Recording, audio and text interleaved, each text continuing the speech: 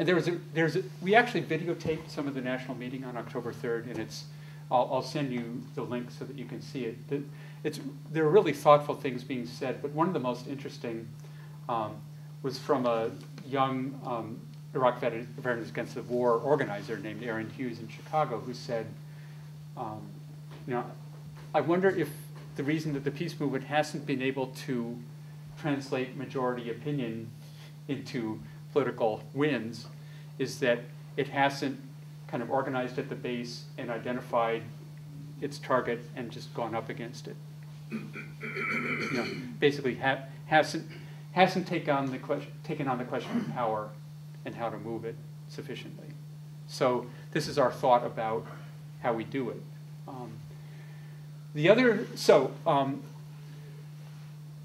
Local resolutions which build up and up, which are used as an organizing vehicle, hold a hearing about the impact of the cuts on the community, and military spending as a solution, cuts as a solution can be a small part of that, but it's a part. You're starting to work on it.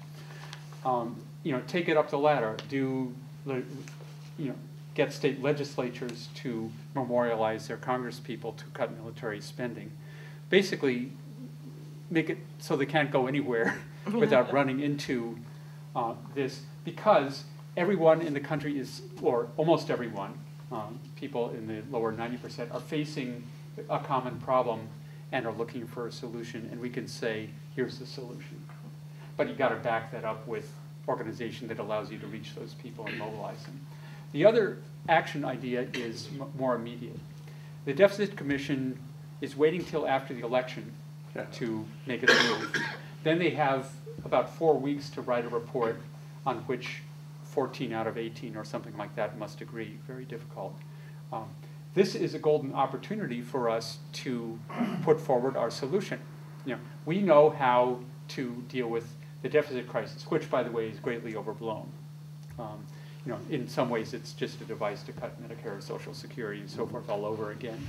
But here's a golden opportunity to say, here's the solution to your crisis. You don't have to hurt the people here who are already hurting.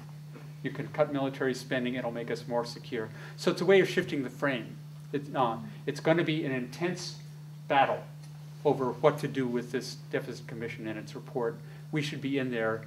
And a first step that you could take is to write letters to the editor of every paper in the congressional district saying, Congress just sent this dear colleague letter to the Deficit Commission with a really sensible solution to this acute problem, and here it is. But you can look for more opportunities as we go along. I agree with all of those policy changes. They're really important. If those happened, we would have a lot more power and a lot more democracy. The question is how to get the power to make them happen. And my advantage from having lost my job every 4 years over the last 12 is that I've gotten to work with the labor movement, with community, kind of base building community organizations to get outside the peace movement and see a different way of organizing. The peace movement organizes on the basis of ideology and values. So if you agree with us, you're in the group. So there's a remarkable homogeneity of worldview in this room. The labor movement organizes completely differently. It doesn't matter what, up to a point, what someone's political party or ideology is. You got each other's back. This is my brother, my sister. We're facing a common boss, and the organizing is completely different. And one of the differences is that people in unions and people in community organizations organize for power, which is something that we have to learn to do. And the best way to, or a very good way to do it is to start working with the people that are doing organizing that way, and maybe that will transform our practice too. I don't know. Tom, I've noticed that the price of gasoline in the last 4 weeks now has jumped from around $2.59 all the way up to about $2.79. That's a big $2.85, jump. would you believe? Yeah, Each okay. $2.85. Now, the military buys up so much fuel that the government giving to the military to buy it acts as a price support to keep those prices higher. If everybody understood, if the labor people knew how much money goes to buy fuel to get all those troops and operate all those overseas bases, they said that's what keeps your price of fuel up and your gasoline, the home heating fuel, and everything else. Because the government indirectly, or directly actually, is its policies. They're not, the oil companies aren't going to sell for anything less than what the government's willing to pay them.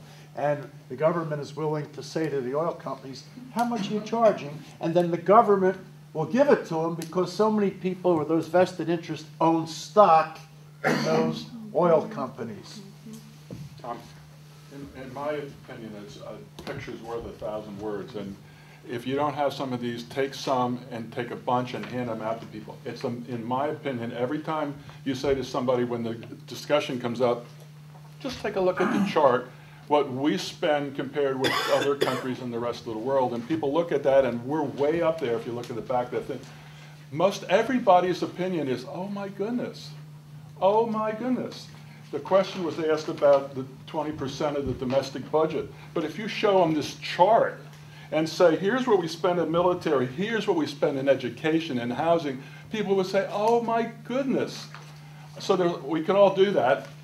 LaPoco has 5,000 of these things. We'd be glad to give you as many as you want to spread them, to put on doctor's office, to wherever, to spread the word, because as I agree with Mike, this is not tomorrow, this is going to happen. We just have to keep building, and the phrase, you know, 1 or 2 of us can make an enormous difference, and 10 of us or 35 of us here can influence hundreds out there. Those 100 can influence thousands. So a couple more props. Stickers. Oh, Jobs Not War stickers. Plenty more of these. Handouts describing those 2 action ideas. Not enough for everybody, but a representative sample of people that especially want to do something with them. And even fewer, and kind of a draft organizing guide that has some of the stuff we've been talking about in written form, if anyone wants to take one and give us feedback on what's useful and what's not useful in it, that would be great. Are those on your website or just not in print? Not yet, but we're working on it. We need a national website too. So just who's picking up on this? A group in Mainline, Philly, the Peace Action affiliate, and Progressive Democrats of America there started, actually their claim to fame is that they have the second 25% solution website. But they've launched their own 25% campaign. Montgomery County, Maryland, Peace Action Montgomery has picked up on it. And people are organizing not for 25%, but for Code Pink is doing a Bring Our War Dollars Home campaign. The whole state of Maine, led by peace activists and Vets for Peace, are doing a Bring Our War Dollars Home campaign. They're the ones that started it. Very creative, like, wonderful stuff that they're doing. A Bay Area coalition is forming, et cetera, et cetera. So there's... What about other campuses? Campuses we have not yet Universities. gotten into.